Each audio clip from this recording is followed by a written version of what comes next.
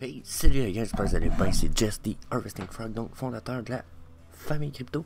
Donc venez nous rejoindre là-dessus, groupe Facebook sur la crypto, les NFT, groupe sans chiolage. Le chiolage est interdit, ça fait un groupe plus sympathique. Venez nous rejoindre là-dessus. Puis sinon, c'est ça. Aujourd'hui, notre vidéo, comme d'habitude, les 24-hour price drop des collectibles 3D de Vivi. Et on va faire un peu de technical analysis du Omicoin. Je vous avoue, je regardais ça de prime abord ce matin. Ça regarde mal. Le Omi, d'après moi, va chuter. Et nos collectibles, eux autres, ils chutent. Ils chutent en ce moment. C'est mieux que le Black Friday. Je sais pas si vous comprenez. Méchant chute. So, that's it. Disclaimer time. Oubliez pas la gang, on fournit aucun conseil personnel, financier ou d'investissement. Tout le contenu fourni par l'équipe est uniquement à des fins de divertissement. Vous devez toujours faire vos propres recherches, puis vous devez tout le temps, j'ai-tu dit? Ouais, je pense que je l'ai dit. Consulter un expert financier avant d'investir. So, ceci étant dit, on va jumper au stuff important à cette heure. Donc la gang, déjà ce matin je regarde ça, c'est pas très réconfortant. Donc ça ici, ça se trouvait à être un Fib Resistance Fan ici qu'on avait installé hier, puis qui démontrait qu'on avait certaines zones quand même importantes. Donc ces zones-là ici qui avaient semblé être importantes, la zone sur la ligne orange ici, donc qui semblait vraiment avoir des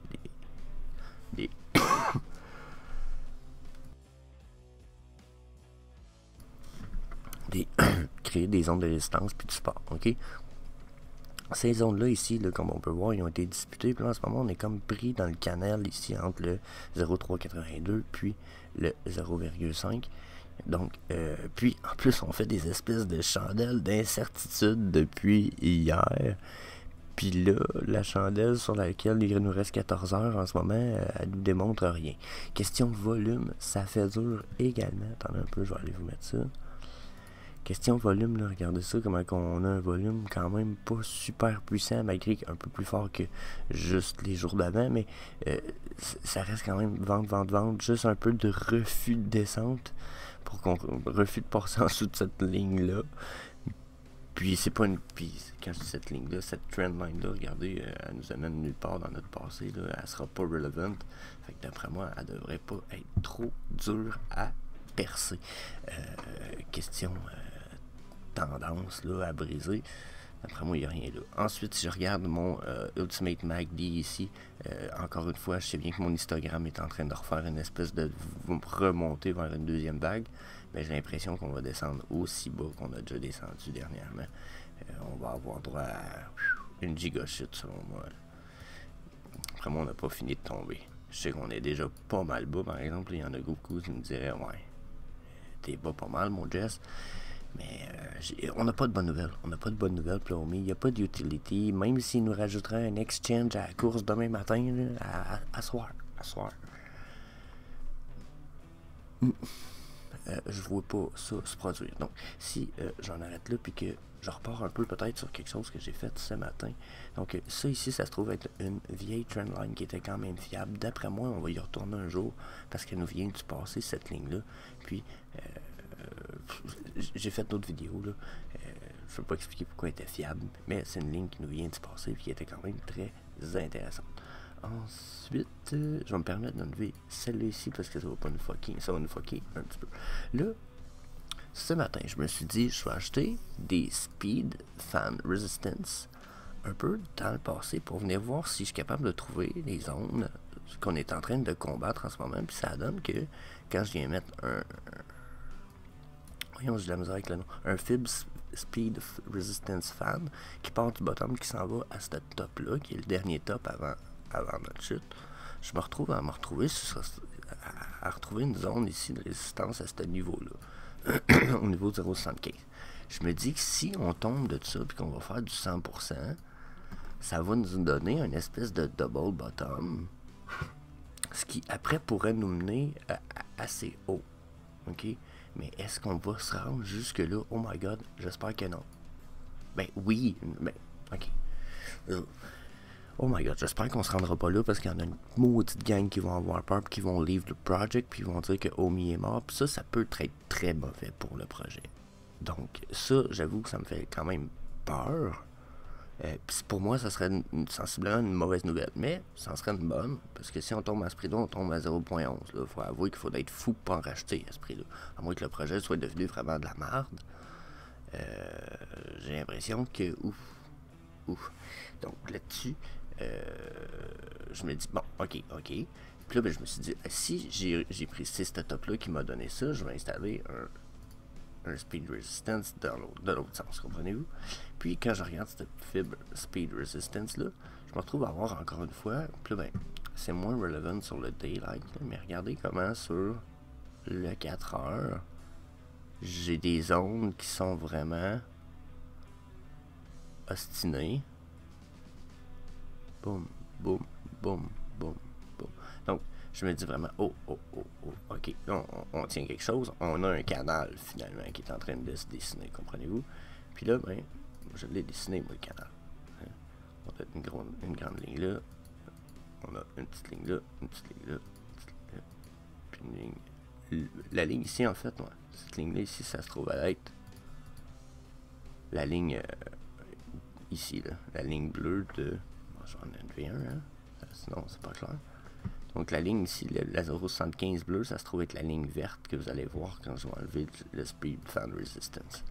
Donc comme vous pouvez voir, j'ai une ligne de résistance ici, puis ça a clairement été refusé de chuter. Donc, ce que ça me dit, du coup, c'est que c'est comme si on venait de toucher un double bottom, puis que ça se peut que ça soit refusé. Donc là, je peux pas, je pars trop en peur avec ma négativité. On pourra refaire une belle deuxième vague ici, sur mon Instagram de mon coup Ultimate MACD, puis on pourrait continuer au lieu de rechuter comme je le crois. Ok, donc là, peut-être pas trop de mauvaises nouvelles. Sauf que là, quand puis en fait, je pourrais même continuer en disant, il y a des bonnes chances que ça remonte pareil. Si je regarde le SSL Channel, quand je le regarde comme ça, je me dis, ok, ça fait longtemps qu'il est sur le rouge. Puis d'après moi, on est sur le bord de se faire un flip vers les chandelles vertes. Mais en même temps, on a été proche de le faire quand même longtemps, mais on ne l'a pas fait. Est-ce qu'on va continuer sur une descente? Ça me semble beaucoup plus proche d'un reversement qu'une descente, là, dû à la pente qu'a pris ma ligne verte. Donc, de mon SSL Channel, bien entendu. Donc, ça peut être réconfortant, il faut l'avouer que là-dessus, je serais peut-être bullish, ça va dépendre de ce qui va se passer par la suite si justement les chandelles descendent beaucoup en dessous du SSL Channel. Par contre, où est-ce que j'ai l'impression que là, ça va confirmer ce que je pense depuis le début, c'est que si je regarde les EMA, j'ai eu une tentative, quand même avant-hier, d'aller tester ces EMA-là, ça a été un refus total, majeur et critique, dans la mesure où, regardez, là, on s'en est approché, puis c'est tout. Puis quand on a essayé de les faire, il y a à peu près au 9-10 mars, c'est ça. 9-10 mars, ça a été un refus total. Boum, on a descendu. Puis, on voit clairement ici, là, que je pense pas qu'on est sur le bord d'y retourner. Le EMA sont quand même très loin. Le EMA 233 étant là-bas. Regardez, j'avais un Dead Cross, puis j'ai pas l'air d'avoir un Golden Cross qui est sur le bord de se dessiner pour le OMI. Puis comme je vous disais, on a pas de news. Pas de news, pas de rise in price. So, si je transfère sur le Aikin Hashi rapidement, encore une fois, regardez comment que j'ai vraiment pas de chandelle. Oui, je suis dans des chandelles d'incertitude, mais c'est vraiment juste ça que j'ai là, depuis une couple de jours là, ici. Une couple de 4 heures, je veux dire. Je vais remettre d'une heure, voir si on a du changement, mais vous voyez que c'est le Aikinashi là. 1, 2, 3, 4, 5, 6, 7, 8, 9, 10, 11, 12. Fait 15 heures qu'on a de l'incertitude puis qu'on est comme en compression. Puis je pense que j'en ai parlé dans la vidéo d'hier. C'est comme un spring en ce moment. Là, on est en train de compresser le spring. Puis là, il faut voir combien de temps on va être capable de le garder compressé. Selon moi, on ne sera pas capable de garder ça compressé super longtemps. Il va se passer quelque chose. Soit ça pète par en haut, soit ça pète par en bas. Si je regarde tout ce que j'ai beaucoup de résistance par en haut. Puis les dernières ont été refusées solides. Autant mes EMA 55, 89, 233 que la résistance de mon Speed Fancy Regardez, ça a été refusé. Ici, oui, il y a eu des rebonds, mais ça a descendu. Ici, il a quand même été plus accepté. La traversée de la ligne rouge, je veux dire, la résistance avait quand même été acceptée pendant une coupe d'un heure. C'est sûr que si on regarde ça sur le daily, on va probablement juste avoir une mèche. Pour moi, c'est quand même une mèche quand même super importante. Là. OK? Ici, belle incertitude, on a flippé, on retourne en descendant. Là, regardez là, ça en est ça sur du daily, on était à... Excusez. Donc ici on est à 3 chandelles d'incertitude, probablement un reversal de tendance à venir.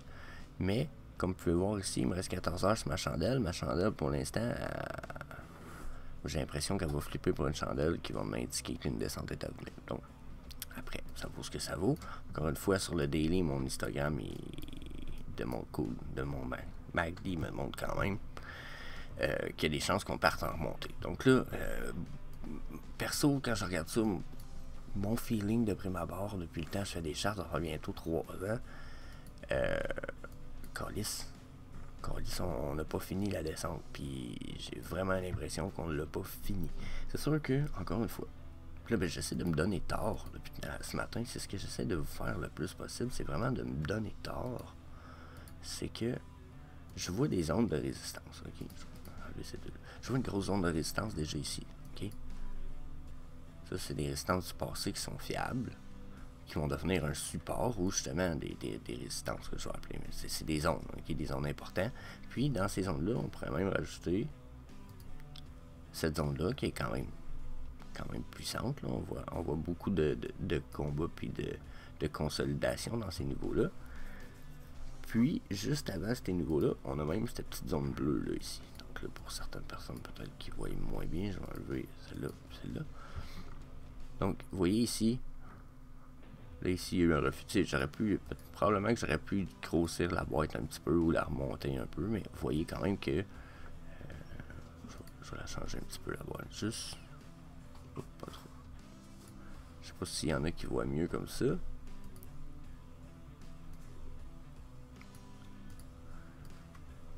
Et puis là, en ce moment, on est où? Là? On est direct là-dedans. Fait que ce que ça me dit pour l'instant, c'est qu'il y a des chances qu'on rebondisse, parce que si on rebondit là-dessus, on va sûrement rebondir là-dessus après, comme on l'a fait avec notre chandelle rouge. Mais c'est possible qu'on y retourne. Si on en retourne là, on parle de 0,28, 0,27. Ça va être notre dernière zone de résistance. Là. Après, j'ai l'impression qu'il n'en restera pas beaucoup pour nous empêcher de tomber puis d'aller retoucher la crainte que j'ai, dont je vous parlais au début, qui me vient de mon speed fan à côté ici, qui me dit que si on a touché notre 100% ici, puis qu'on retourne à notre 0%, on retourne à 0.11, ça ferait peur, à mon avis. J'espère qu'on ne se retournera pas là. Je pense pas qu'on s'en retourne là, mais quand même, je pense que c'est bien de l'éventualiser, puis de le garder en tête là. Comme je vous disais ce matin, j'essaie de moi j'ai un feeling comme de quoi ça va chuter, puis j'essaie de me donner tort, puis je vois quand même une couple d'indications qui me donnent tort. Donc, tu sais, quand je dis où ça regarde mal en commençant la vidéo, j'ai regardé ma charte avant, puis c'est vrai, je trouvais que ça regardait mal, mais il faut quand même, je tire une certaine évidence, je vois des bons signes possibles de reversal, mais quand est-ce que je suis dans une incertitude solide, personnellement, j'ai vraiment le feeling c'est pas mal fini cette histoire-là, puis qu'on va continuer sur la pente descendante qu'on a établie avec, vous voyez les zones en rose que je vous ai sorties là. D'après moi, on va descendre là-dedans encore un petit peu. Là. J'espère qu'on se rendra pas où ce que j'ai dit pour vrai. Là.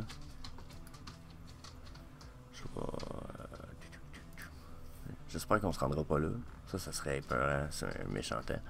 Mais c'est pas impossible la gang. Donc je vous dirais gardez ça en perspective. Faites du DCA à fond de caisson. That's it. Je veux pas faire ça trop long le matin. J'ai l'impression que c'est trop d'incertitude puis que je vais donner des mauvais. Merde. Je vais donner des mauvaises infos.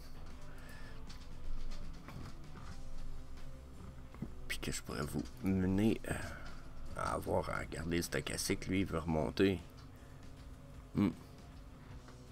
Donc moi je pense que ça va descendre pareil, mais checkez ça, parce qu'il est vraiment, vraiment possible que ça remonte.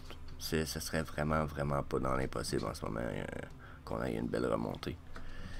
Puis ça ferait du bien probablement à beaucoup d'entre vous qui probablement commencent à s'inquiéter. Sinon, ben comme je vous disais, faites du dollar cost average. So, on va aller voir nos collectible price. Je pense que là, je vais me sentir plus à l'aise ce matin. Il y a des méchantes belles price drop, puis des méchantes belles opportunités. Puis ça, ben c'est que vous aimiez la pièce ou pas, ou que vous pensiez que ça va être populaire ou pas, les collectibles, là, j'ai regardé ça tout à l'heure, oh my god, il y a du stock, des opportunités solides. Donc, on va switch. So, la gang, hey, ça va être amazing, à mon avis. Oh yeah, des giga price drop, bien en plus. Ça se peut que ça continue à dropper durant la journée, jusqu'à demain. Donc, checkez ça, puis même après-demain. D'après moi, les prix vont encore chuter parce qu'on a comme pas de bonne raison de les faire remonter. So, checkez ça. Les opportunités sont aujourd'hui, mais ils vont continuer durant la fin de semaine. So, on check ça ensemble rapidos, prestos. Probablement, je nous refais des vidéos en fin de semaine. Rapidos, prestos aussi. So, d'habitude, j'en fais pas. Ben là, les prix sont trop bas. Faut falloir que je fasse ça probablement. Donc, on check ça ensemble rapidos. Donc, Lightning McQueen. Ciao. Donc, 95 la gang, 29% de price drop. Donc, il était à 133 hier. On est à 95. 36$ pour le Sunflower Spatial Mission Sliver. Donc, qui se trouve être un artiste que j'ai pas eu le temps d'aller faire un review. Ni un survey. Donc, ça se trouve être... Oh, c'est du Run English stuff. Bon, j'aurais dû m'en douter. C'est du Run English. Donc, stuff de Run English déjà. Stuff de Run English, ça va valoir cher plus tard. Puis là, en ce moment, 36. Damn. Ça va être bon plus tard, ça. Ça va valoir cher. 43, même affaire. Il look great en plus. Faut le dire, là. Il look great.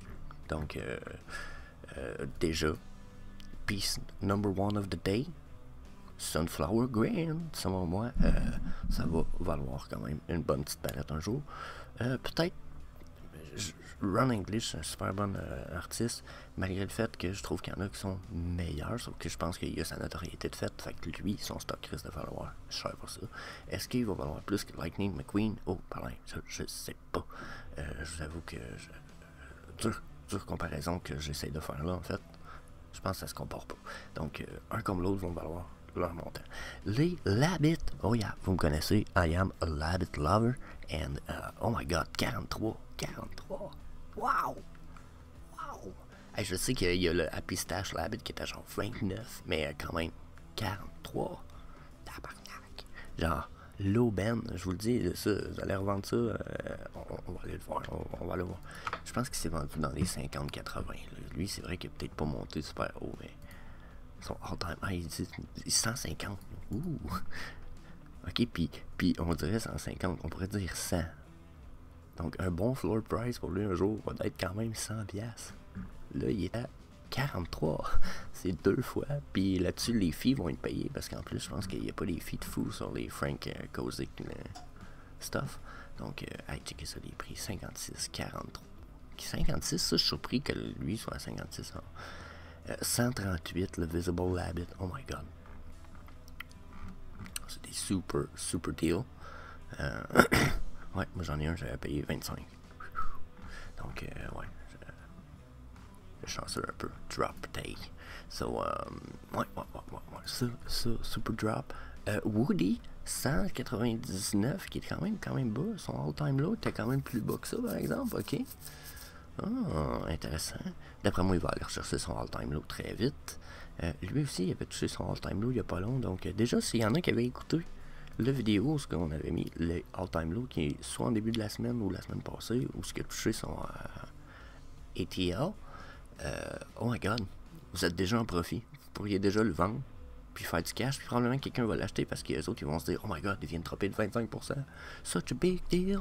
Donc, comprenez-vous, puis c'est vrai que c'est encore un big deal. Sauf que vous êtes probablement déjà en profit. Ça, c'est nice. la house qui vient du film Là-haut, ou Up en anglais. Je trouve que c'est ça, puis Edna, ils font dur, je trouve, les collectibles. Je suis pas amateur. Genre, pas du tout. Oh, Tara McPherson qui... Oh, ça a descendu de 25% quand même. 510 pour le YUB. Donc, Tara, j'ai son vidéo de elle-même. Review de Tara McPherson qui drop en fin de semaine, samedi. Demain, dans le fond, 9h, heure du Québec. Ce qui veut dire probablement 15h, heure de l'Europe, France. Donc, la gang, checkez ça. J'ai cette vidéo-là qui va dropper pour vous autres. Vidéo qui dure.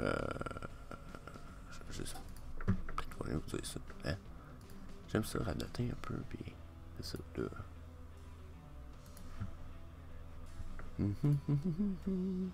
Donc, combien de temps dure la vidéo Tara McPherson qui drop 9h, me semble que j'avais mis quand même du temps parce que j'ai aimé l'artiste une bonne 19 minutes la vidéo qui drop samedi pour Tara McPherson. Donc, comme je vous dis, allez voir ça. Super nice artiste. Le stuff qu'on a sur Vivi, c'est pas son plus beau stuff, mais vraiment, vraiment fucking pop en tout. Donc, allez voir ça. Edna, je trippe pas. Sunflower, on vient de le parler. Weapon Rack, Fate 9.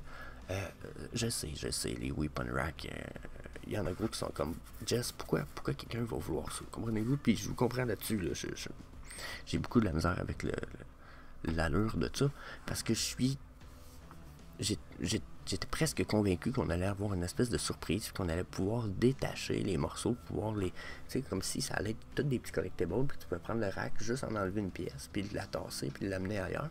On aurait pu mettre le bot de baseball dans les mains d'un personnage, ou, tu sais, ça aurait pu être comique. C'est pas impossible pour le futur, sauf que... Est-ce que les prix vont remonter vite de ça? Je pense pas. Là, ils sont bas, puis je pense que ça va rester bas sur un méchant temps. À moins qu'on ait vraiment du stuff de crazy qui ressorte de Matt Gondek. Si Matt nous ressort du stuff de fou, probablement que ça peut remonter. Mais là, regardez ça, les prix. 15$. 15$. Oh my God. God damn. Genre, je sais pas ce qu'on prenait. J'en aurais voulu un il y a pas long, puis je me disais, waouh, ils sont trop chers, au-dessus de 50. Ouais, c'est ça. Ah non, pas ceux-là. Ceux-là, ça a l'air qu'ils n'ont pas monté si haut. Ça devait être un autre, je checkais. Mais je me disais quand même, tabarnak, ça va être, ils sont chers, nan. Là c'est plus cas. Un bon floor price, ça aurait été 25, par exemple. Mais là, 15, 17, 29. J'étais un peu comme, oh my God. Même là, à 145, c'est crazy, trop fucking bas. Donc, that's it. Donc, Black Cat, 43. Oh, ça aussi, c'est pas cher. Fucking pas cher, ça. Ouais, c'est dans son all-time low, hein, c'est sûr. Le Labicorn, la gang. Oh my fucking God. Oh my God. Ça a monté à 500, ça. Puis le monde était prêt à payer 500 solides. Là, il était à 187. Checkez ça dans les jours à venir. Si ça descend, c'est un esti d'achat, ça. Ça, c'est un achat de fou. Valdo Case, si vous prenez la peine d'aller chercher des low mint, là. Checkez bien, à 39, là. À 39 en ce moment, là. Je vais aller sur mon Vivi pendant qu'on va continuer les vidéos, mais pendant que je vais sur Vivi, 17 Weapon Rack. On va aller voir le Valdo Case pendant que sur mon application on attendait. Je ne pourrais pas vous filmer, mais Goofy, je vais prendre des screenshots, je vais les mettre dans la vidéo. Goofy, 1100, déjà pas cher, mais 1190, 1199, qui est à côté sur son all-time là. Encore une fois, ça va être juste crazy tout à l'heure. Je vous le dis. C3PO à 2100, son all-time low, t'as quoi? Ok, t'as 230, mais ça doit pas compter. On va aller voir C3PO. Donc C3PO, ouais, regardez, 1899. Dans le fond, 1900, ça a été pas mal son all-time low des derniers temps. On était à ça, là, à 200 piastres près. Tabarnak. Ou petit shout-out à Fanny. Attends un peu, là, je suis tout fucké dans mes... Petit shout-out à Fanny Carbonel, en fait. Quand je vois des prix de même, hein, Fanny, là, ce que j'ai goût de dire, c'est hostie! Tabarnak d'hostie! Elle aime le hostie au Québec. Donc, je sais qu'en Europe, bon, la plupart de ceux qui écoutent mes vidéos, vous êtes en Europe. Quand je sais que ça a l'air que ça vous fait très rire, donc profitez-en, ça me dérange pas en tout, au contraire. Donc, hey, Metallo, 140, oh my god, 140, ça aussi c'est crazy, ça a juste pas de bon sens. Donc,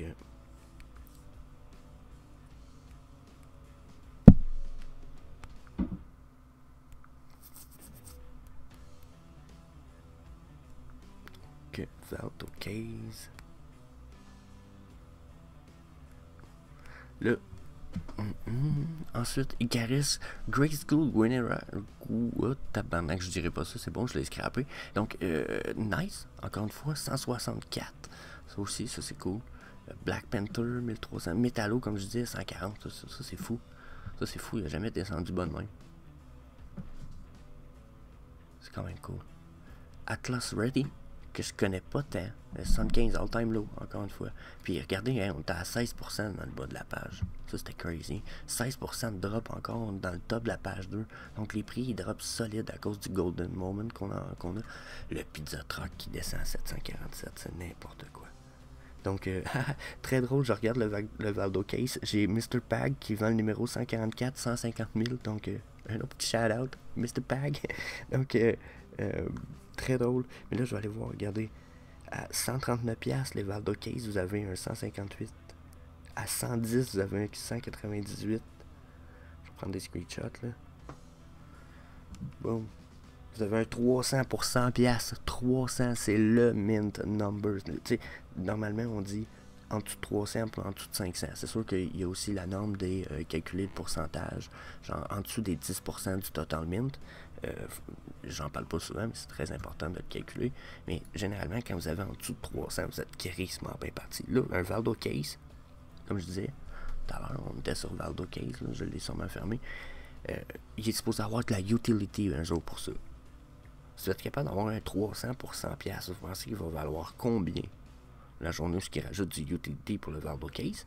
Puis mon autre point là-dessus, c'est qu'ils n'ont pas fini de nous donner du 007 pour la simple et bonne raison que justement, c'est une des intellectual propriétés intellectuelles les plus appréciées en Europe, puis qui est émis aussi aux États-Unis. Donc c'est une espèce de propriété intellectuelle qui permet d'avoir d'être diversifié d'un point de vue des régions qui sont visées principalement par Vivi pour leur clientèle. Donc du 007 stuff, vous allez en revoir. Donc le Valdo Case, là, regardez ça, il y a du stock pas cher. 67$ pour un 630.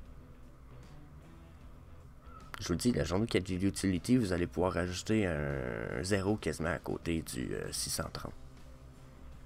Donc ça va peut-être être temporaire, mais vous allez être capable de le vendre à ce prix-là. Donc je vous dis, checkez ça. Je vais sûrement mettre les screenshots à l'écran.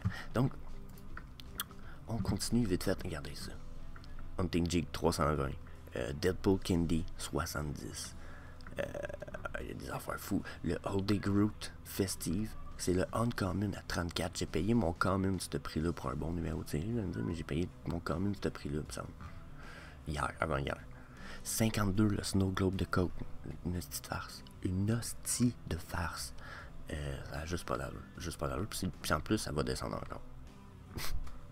C'est quasiment malheureux, j'ai l'impression que je fais le vidéo pour rien. Les prix restent à descendre dans la journée puis demain. Donc, that's it. Ah ouais, regardez, les prix sont tous bas. Tout est bas.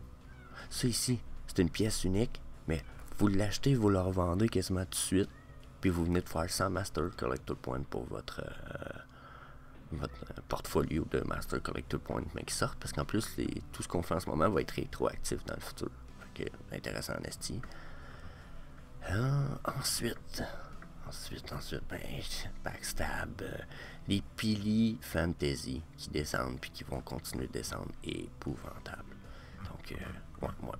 Ben, je voulais faire une autre petite affaire rapidement. Je voulais finir avec, regardez, les floor price. J'aime ça faire ça une fois de temps en temps. Tu sais, quand vous avez peut-être pas beaucoup d'argent à mettre, mais que vous voulez mettre quelque chose puis vous voulez essayer de flipper, ou quelqu'un qui voudrait commencer à flipper, je pense que parfois, ça peut être un bon outil de se servir de My NFT Tracker, comme ça, où ce que vous allez mettre floor price, vous allez choisir peut-être le type de collectible qui vous intéresse, ou selon la rareté, c'est des comics, des collectibles. Puis, vous allez venir voir, vous allez faire une évaluation de ce qui est peut-être les moins chers. Comme ça, je l'ai déjà dit, là.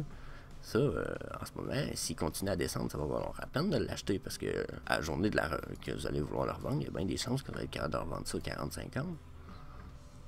Hey, mais que le temps des fêtes arrive, ça va valoir combien, vous pensez? Hey, ça a déjà monté, ça avait un bon floor à l'entour de 54. Là, on est à 20. Donc, pour moi, ça peut être un très bon flip. Là. Vous mettez 100$ US, ça vous en donne 5. Puis après, on fait x50. Ça fait 250, c'est ça? Bon. Je trouve que c'est quand même pas si pire. Vous allez me dire, ben non, mais c'est pas exponentiellement crazy. Ben non, moi, vous avez juste mis 100$ aussi au début. Donc, avec 100$, des fois, il faut pas s'attendre à avoir